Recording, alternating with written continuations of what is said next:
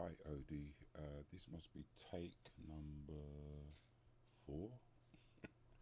Every time I try to do something, something doesn't work. Um, let's hopefully, let's hope that this time round it will.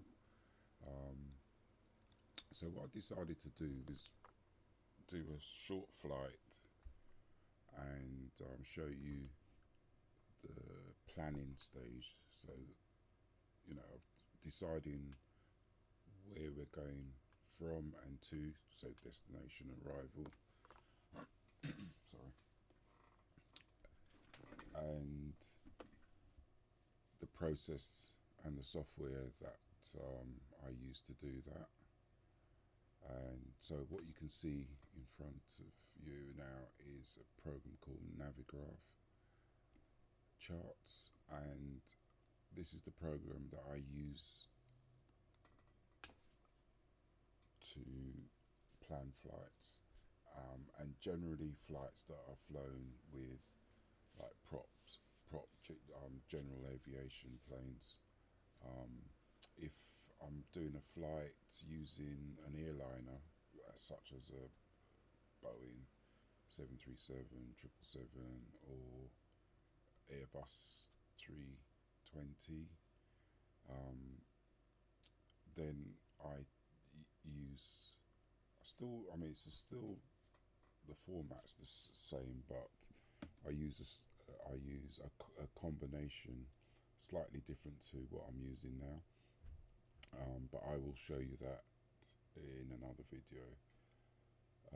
But for today, what I'm going to do is we're going to fly the TBM 850, and what's nice about that, apart from the fact that it's a lighter aircraft, it's a private aircraft, and you know you there's it's a little bit less planning in that regard, and the setup of the plane's a lot quicker, and you get into the air a lot quicker.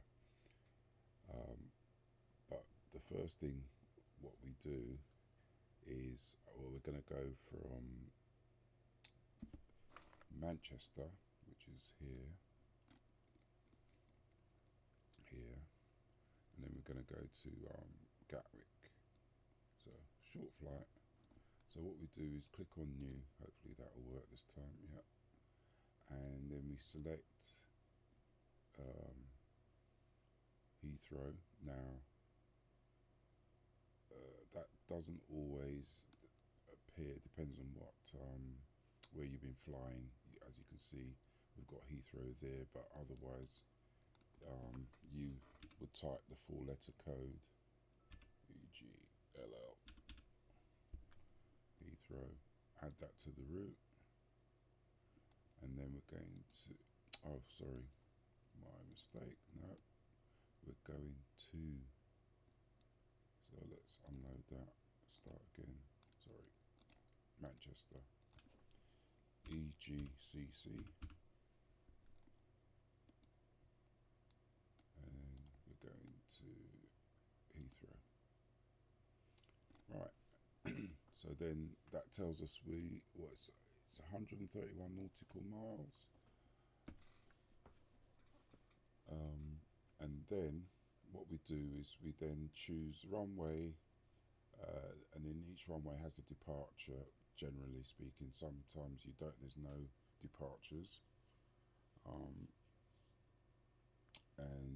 obviously runway at Heathrow. Then we choose an arrival, and these are all patterned arrivals that every air, air, airplane has to follow. Um, just like the roads, that that we drive on the right, on the left hand side, and obviously we follow the roads, and it's the same thing in the air. So how this works is we then click on select runway, and generally speaking, this will give us the current live runway that's in use. So as you can see, runway 05 left, not in use, all of these not in use, I mean, technically speaking, you can pick any of these because it is a simulator. And let's say you decide not to use weather, then it doesn't matter what runway. The runways are used depending on the weather and where the wind is blowing, generally speaking. So we'll just follow that. So we'll just say add to route. So 23 right will take off from. And then the departure, so we select the departure. And what's nice about this software, it shows you what departures are available, and obviously you've got to look at that in relation to where you're going. So we're traveling in the south, down south, and so we could use that this yeah, or we could use that, or we could probably use that as well. These three we could use, but I think what we'll do, we'll use this one. So that's the list 2R, and we could add that to route. Right, and that's it for the departure. So we're going to fly out and follow list 2,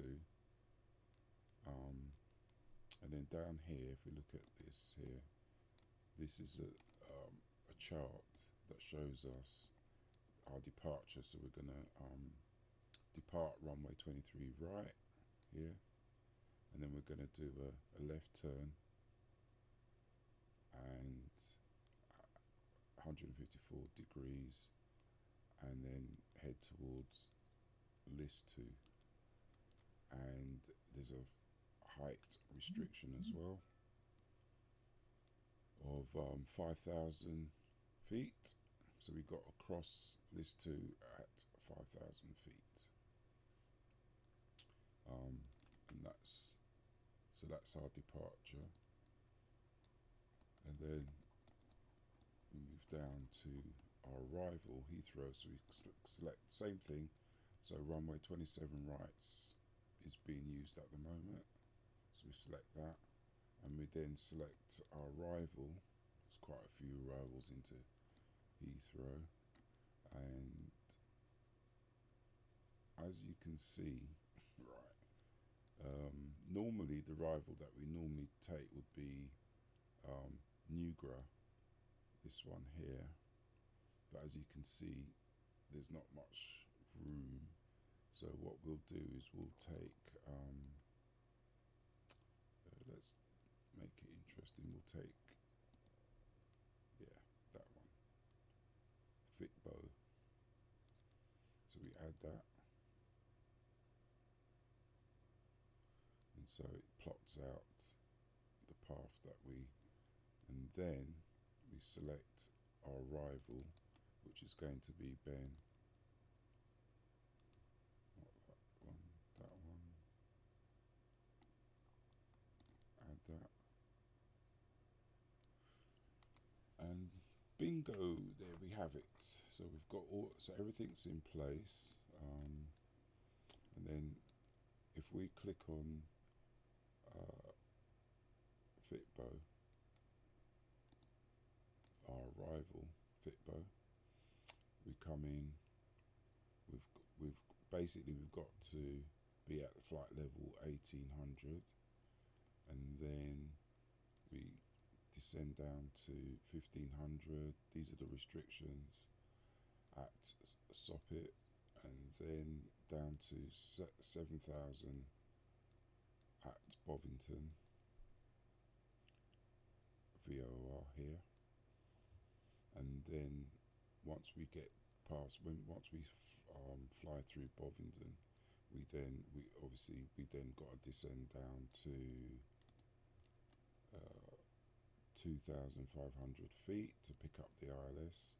So we'll be kind of coming in sort of this direction. So if I put this on the map, you can see it better. So Bovington's here, and then so at this point we have to cross Bovington at 7,000 feet, and then from this point till we get to here, which is FF27 right, we should be at 2,500 feet here. So that's the flight plan. The only thing I'm now going to do here between Listo and Fitbo, I'm just going to grab that, put a point here. Now we go through Nugra, and then just for argument's sake, let's go through that Kamju. So that's going to be our route, and this is how we plan. This is for these prop. You know, so if you could use this for flying, if you're going to fly with a Cessna, any sort of GA plane, this is how I would set up or do the flight plan. Quite straightforward. So that's that. The other bit of software we're going to use is a GPS unit to help, so that we can program these data points here, Nugra, Jamju, Fitbo, and then the arrival and transition here from Bovington. We need the unit, so we're going to be using this unit, which is called TDS GTNX. So if I click on it, just to show you. Now, this piece of software, you can run it as TOS system test OK. Okay, sorry about that. Yeah, so you can run it as it is, and you can control the autopilot from various GA planes outside of the plane. So I can have this on a separate screen, and with all the detail planning, and it can control the autopilot of that plane. But in the case that we're going to, or the plane that we're using, we don't need to do that, because it comes embedded into the plane, which I'll show you that. But just because it is a nice size and you can see it quite well. Basically, we'd come in, and this is how we would flight plan. So we would remove that for a minute. Right, so we'd come in, add EGCC, that's Manchester. We click that. We said load a procedure, which is our departure. So if you remember, our departure was list 2R. So departure, click on departure, and then we look for list 2R, which is there. Click on that, so there it is, and then we click load departure, and that gives us our list 2 departure. And then next thing we've got to add is these points here down to Fitbo. So the next one we've got to add is Nugra. I mean, I'm pronouncing, and it's probably the wrong pronunciation, but don't worry about it. It's basically, as long as we understand that, we've got to type these points in. That's all that matters. Next waypoint is Kamju. So K A M J U. Right, now see, this is the thing. Right, so Kamju is not part of it's not in the database. That's because because I haven't updated, I haven't upgraded to the new database using Navigraph data, and it's using an old database. This is the problem that you have, and I haven't updated it yet, but I will get around to it. So we can't use that point. So basically, oops, sorry. So we'll just have to ignore that point there and just go to Fitbo. So let's go to Fitbo. And then we put EGLL, get Heathrow's, and then now that we've got Heathrow in, what we want to do is put our arrival in, which is this green line. So arrival, so we click on that, and this is load procedure, arrival, and we're looking for fit B1H. Fit B1H, here we go. So click on that. So as you can see, it's just like what we've got down here. And now we want to put our approach or transition. So we click on EGLL again, load procedure, approach. And the approach is to runway ILS 27 right, and transition BNN, so Bovington, that's that. And then we say load approach, click OK. So that's all now ready to go.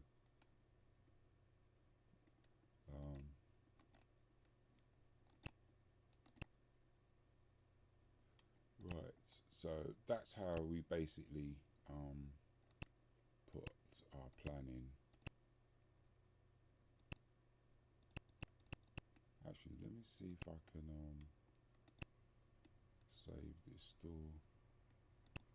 So it saves us doing it again. I've got some already in here.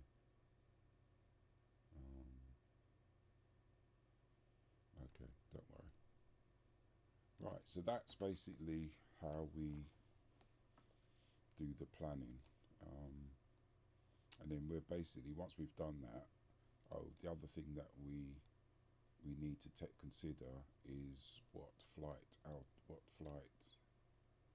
altitude we're going to, what is going to be the top of our flight altitude.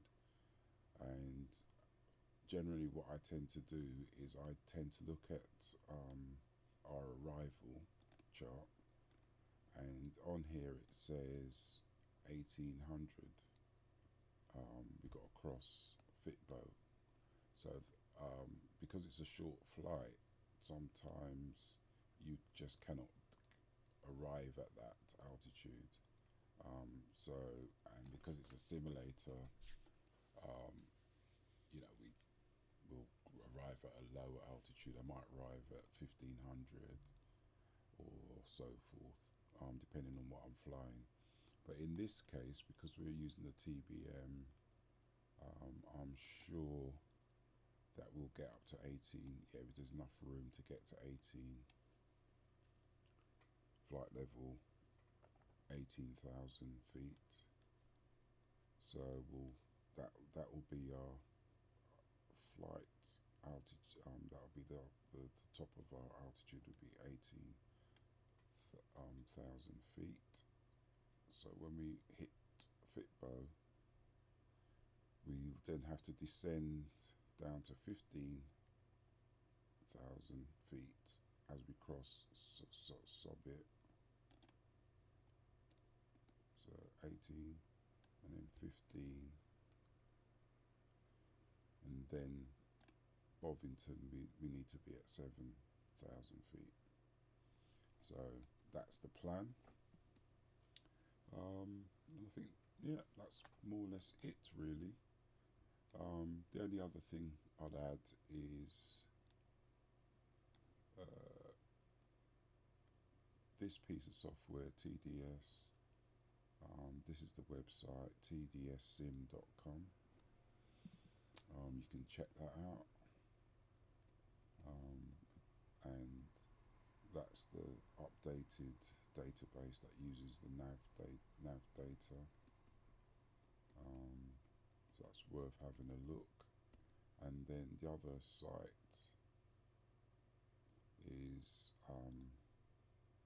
the Navigraph, which is the software that we just use to do the planning. And with that software, you get navigation data, and which was good in a sense. So when we wanted to add Jamju to the point that we're going to fly across, in that database it didn't have it, and that's part of the service that you get with Navigraph, where it updates, because these could have been added I don't know, maybe 6 months ago. They might have added this new point, and obviously the database that I'm using in that software is years old, so that's why that wasn't in the database. So I really do need to update or upgrade it to the new database before long. But yeah, go back to this. So yeah, so this is really important website for especially if you're going to take your flying seriously. And I mean, there are other alternatives, but you're then reliant on old databases, and then you get the some of the points are not going to be available to you. So that's the only downside to that.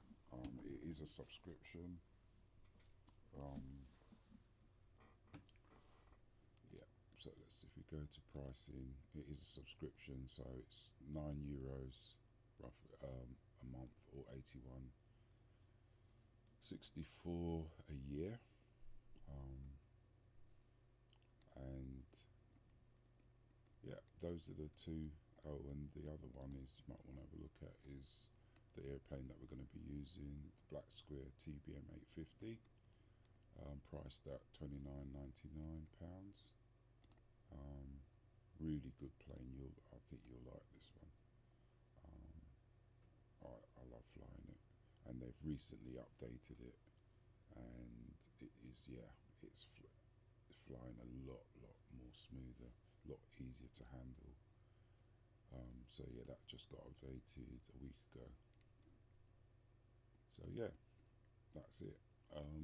So I'll end this video now, and then the next one will actually load up the sim. I'll go through that process, and by the way, loading the sim on my computer takes roughly 11 minutes. But yeah, we'll load the sim up so you can see that process, and then we'll choose the plane, all of that stuff, and so you can see that, and then we'll take it on a flight. Okay, I'll see you in the next one.